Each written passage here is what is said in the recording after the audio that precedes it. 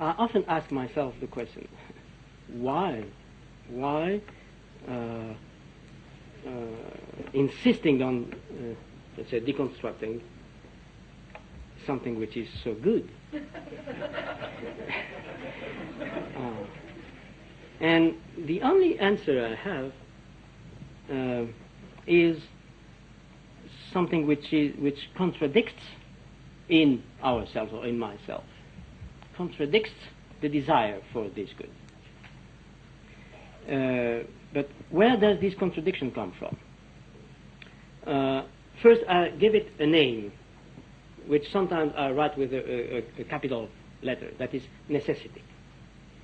Necessity. And I write this word with a capital letter just to emphasize the fact that it's a singular necessity, as a single person. I have to do with necessity itself. That is something or someone, some aches, which compels me to admit that my desire for good, for presence, my own metaphysics of presence,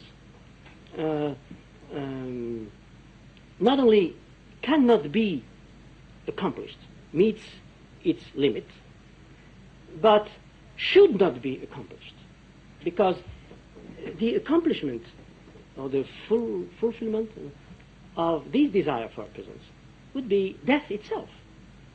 Death itself. The good, the absolute good, would be identical with death.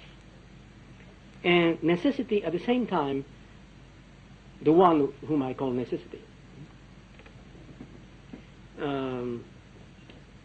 teaches me in a very violent way to admit that my desire cannot be fulfilled, that there is no presence. Presence is always divided and split and marked by differences, by spacing, etc., etc.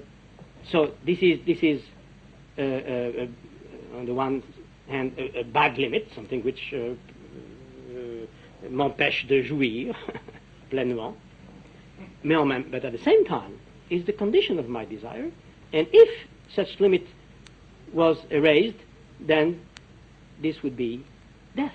This will be death. It will. At the end, we know all this will end very badly. We know that at the end, tout ça finira très mal de toute façon. So necessity is the drive.